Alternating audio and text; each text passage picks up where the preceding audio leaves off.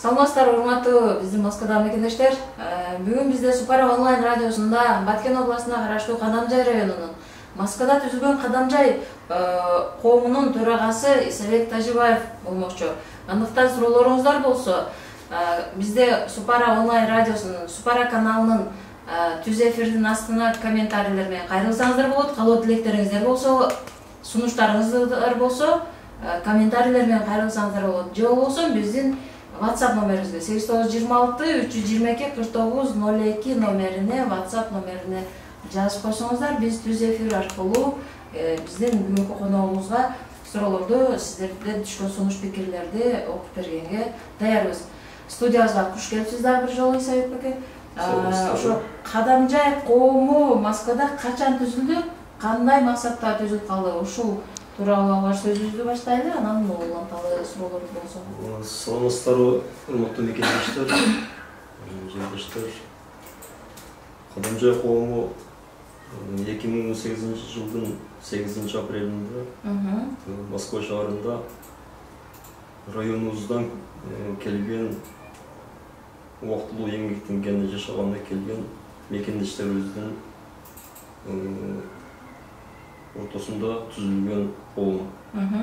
Биздин негизги эле максатыбыз ушул Москва областында деги эле бүт Россия Федерациясында эмгектенип жүрүшкөн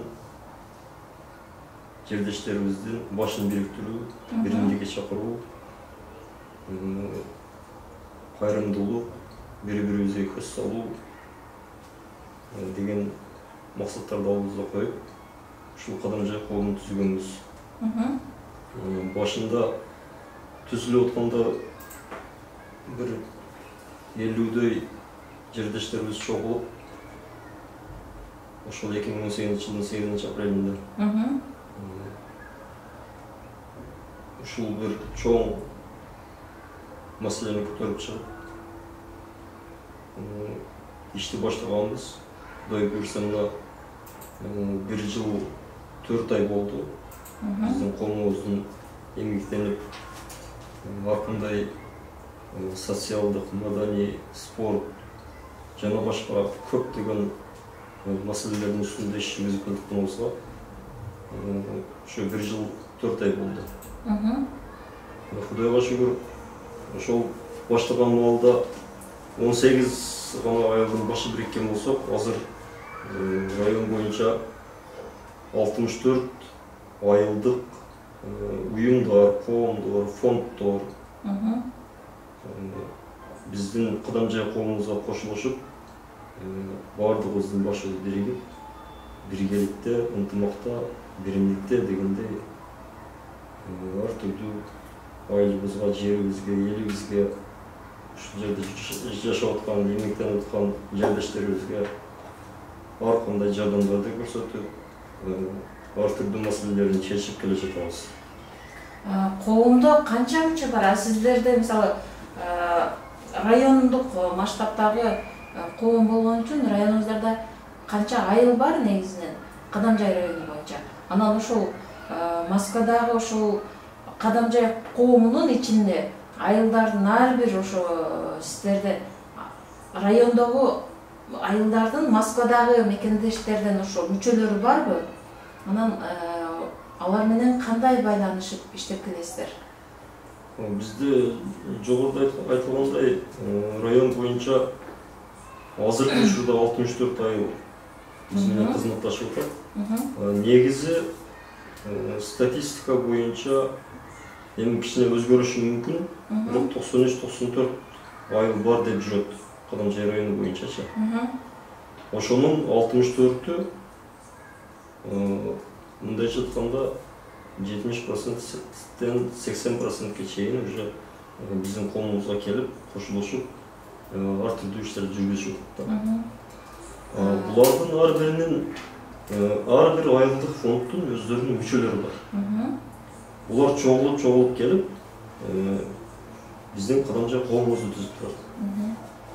Айта кетсек, кээ бир кичине уюмдарда, фонддордо 10-15-тен 20 өкүлдөрү болсо, кээ бир чоң айылдык фонддордо 300дөн 500дөн 1000ге чейин даже өкүлдөр бар да.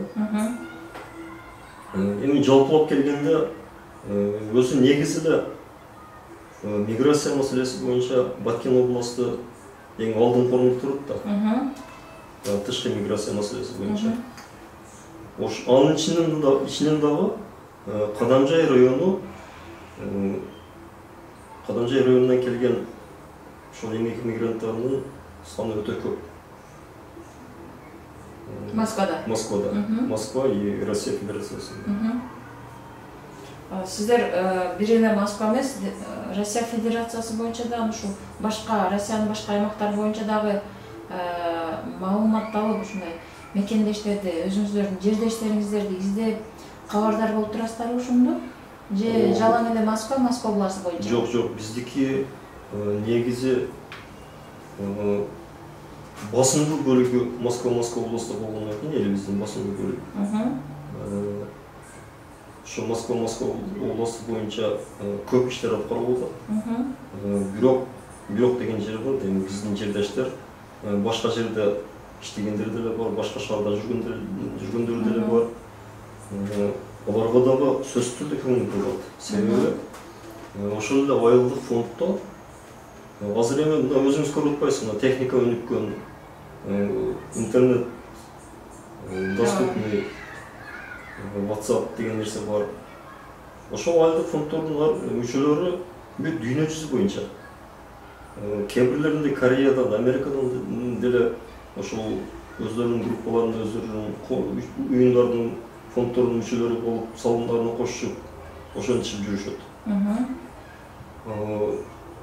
Биз аракет кылып атабыз ошо, мисалы үчүн биздин бир мекендеш башка шаарда, Россия Федерациясынын башка бир субъектинде же башка шаарында бир кырсыкка кабылып же бирдеме болуп кала турган болсо, биз ага оперативдүү түрдө тезинен жардам беришке биз аракетибизди жумшайбыз, колубуздан келген мүмкүнчүлүктөрдү жумшайбыз да. Жакшы.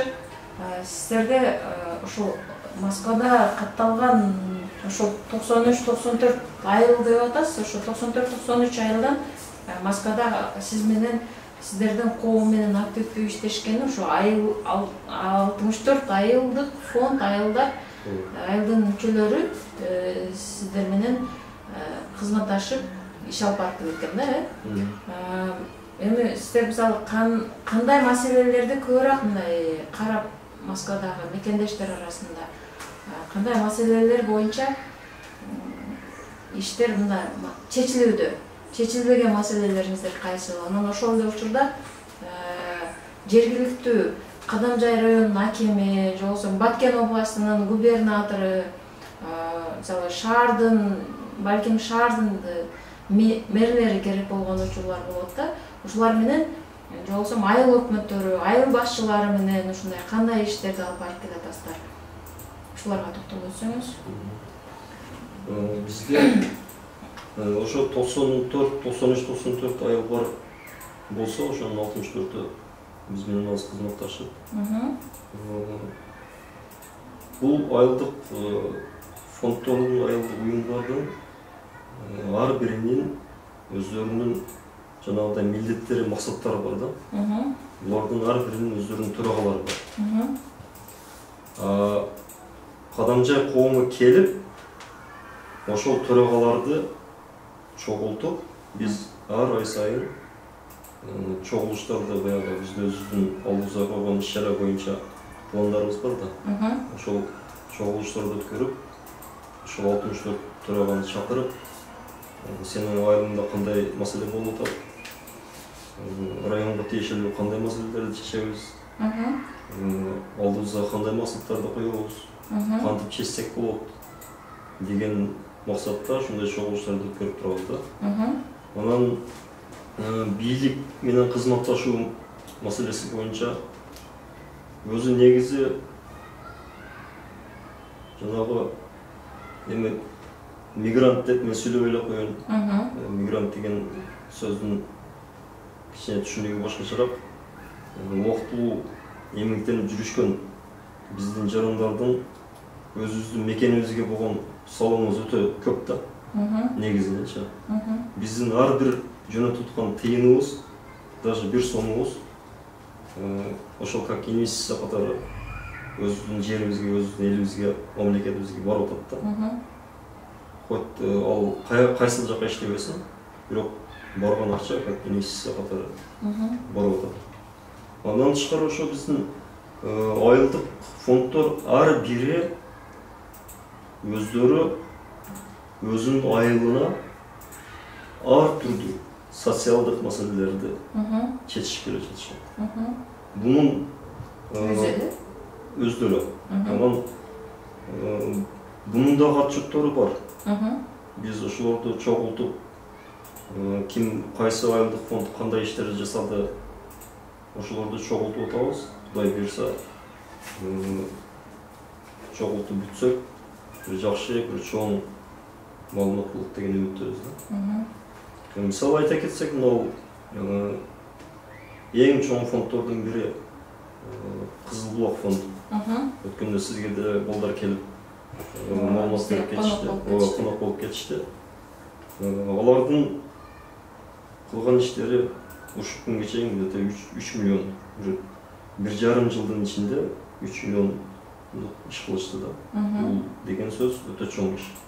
Даже ошол айыл өкмөтү же мамлекет кылбай жаткан нерселерди ошо биздин жигиттерибиз кылышып атат. Мындан тышкары Окунан Айман фонду чоң стадиондун салынышына, жанагы волейболный поле, кече жакында эле мечиттин ачылышы болду.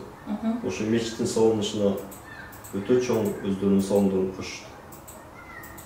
Мындай фонддордон айтсак чекеден бардыгы өзүнө жараша, кичине болобу, чоң болобу, өздөрүнө жараша ар түрдүү иштерди жасашып атат. Анан бийлик тараптан, эми чындыгында айтканда, бийлик тараптан биз менен мындай кызматташайлы деген бир ой пикир сунуш азырынча мага түшө элек. Эми аны ачык эле айтып коюш керек. Биз бирок аракет жасап атабыз. Ар тараптуу кызматташып, бири-бирибиз менен маалымат алмашып, бизде кандай маселе, аларда кандай маселе, биргелешип чечсек, жакшы натыйжа болот деген үмүттөбүз. Жакшы. Но азыр жергиликтүү бийлик, ошо акимчилик менен, губернатор менен иштешкенде сиз жана айтып өттүңүз, Москвада жалпы эле Россиянын аймагында Кадамжай району, анан Баткен областы боюнча катталган биздин мекендештер, негизинен келип иштеп аткан мекендештерибиз көп кылатып айтып өттүңүз. Эми сиз айткан ушул биздин мекендештер ар бири өзүнүн айылына, өзүнүн жерине мындай инвестор катары өзүнүн салымын кошуп келатат экен да. Сиздерде мисалы ошону Москвада чогулушуңуздар канчалык кандай аралыкта өтөт? Анан отчетту кандай аласыздар? Бири-бириңиздерге болгон ошо карым-катышыңыздар кандай? Айылдык фонддор, айылдын мүчөлөрү менен, ошо Кадамжай коомунун мүчөлөрү менен буларга токтолуп өтсөңүз. Анан ошол жергиликтүү бийликке мисалы сиздер соцсеттерде жүрөт, эми бир мезгилде сиздер жанагы өзүңүздөрдүн жериңиздерде жанагы Баткен областы чегарага, аябай чегаранын маселелери учурга чейин дагы көпчүлүк учурда чечилбей келген учурлар көп. Сиздер кайрылуу жасаган учурлар болуп атат. Ушул маселелер боюнча жергиликтүү бийлик сиздердин кат кабарыңыздарды, сунушуңуздарды кандай кабыл алып атат? Өтө жакшы суроо. Биздин өзү Кадамжай коомунун биздин иштөө тартибибиз бар да. Мындай орусча айтканда устав деп коет. Кыргызчасы иштөө тартибинин жоболору деп атайын, ушул жобону иштеп чыкканбыз. Ошол жободо Кадамжай коому негизинен кандай иштерди аткарат. Ошолор бүт пункттары боюнча жазылган да. Ошол пункттар боюнча биз иштерди аткарабыз. Ошол жерде жок болсо пунктта биз эми аткарбай коюш эмес, жанагындай кошумча пункттарды киргизип, эми бул турмуш жанагындай колесо обозрения деп ошондой да. Bir проблема чыкса, эртеси күн башка проблема чыгышы мүмкүн. Ошого өтө көп аракеттер жасап атабыз. Ошо жобонун негизинде ошо жазылган, бекитилген жободон чыкпай, өзүбүзгө тиешелүү милдеттерди аткарганга. Анан негизинен жана отчет алуу боюнча айтып кеттиңиз. Бизде ошол жободо көрсөтүлгөн эми жанагы биздин эң көйгөйлүү маселебиз болуп жүргөн груз 200 маселеси болчу да. Бул чындап караганда өтө көйгөйлүү, өтө оор маселе. Буга сөзсүз түрдө көңүл буруш ким болбосун, бийлик болобу, бийлик эмес болобу, катардагы жаранбы, буга өтө кылдаттык менен мамиле жасап, өтө көңүл буруш керек да. Бизде негизги маселе ошол груз 200, анан кайрымдуулук маселелер. Анан эми кайрымдуулук груз 200 менен жүрө бербестен спорт, маданият маселелерин дагы камтыганбыз да. Мисалы үчүн айтып кетсем, 2018 жыл ичинде кайрымдуулук, ошо груз 200 кайрымдуулук иштери боюнча 1.173.592 рубль өлчөмүндө. Район боюнча. Район боюнча. Бул коомдун атынан. Жанагы айылдык фонддордун эсебинен эмес. Алардын эсебинен, бирок мына коомдун атынан. Алардын өздөрүнүн кылган кайрымдуулуктары алар башка. 1.173.592 рубль 2018 жылы.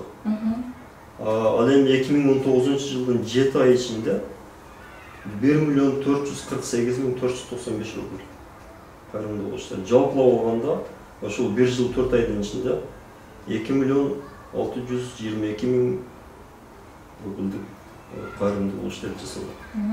Эми кайрымдуулук иштерине ошо эмнелер экенин белгилеп өтсөңүз. Бул жерде кайрымдуулук иштеринде жанагы айтып кеткен атын очкур груз 200. Ondan сырткары бизде жогору коюлган маселелер, бул жанагы ооруп аткандар, операция керек болуп, жардамга муктаж болуп, медициналык бизге кайрылып операцияга же шет мамлекетке барып, жанагы бөйрөк оорусу дегендер көбөйүп кетти азыр. Ошондой рак оорусу, орган алмаштырыш керек. Ошолор биринчи кезекте турат. Андан тышкары жетим жесирлерге кайрымдуулук кылып турабыз.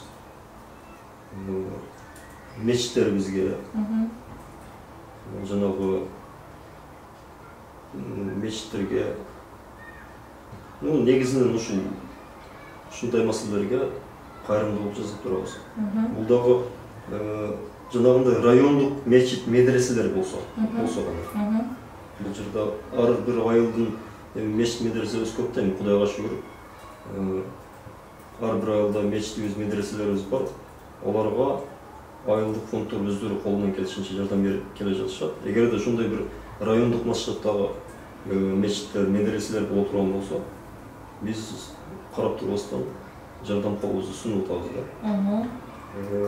Мындан сырткары жана айтып кетпедимби, спорт, маданият маселелери боюнча да. Спорт, маданият маселелери боюнча ошо 1 жыл 4 айдын ичинде 728.000ден ашуун жардам көрсөттүк да коомдун атынан. Бул жерде өзүңүзгө белгилүү өткөндө февралда жана оркестр турду райондук деңгээлде. Андан сырткары 2018 жылдын ноябрь айларында улуу инсаныбыз атабыз Аксамат Масалиевдин 85 жылдык мааракесин өткөрдүк. Бул жерде. Өткөрүп, ошондой бир жогорку деңгээлдерде өткөрдүк. Анан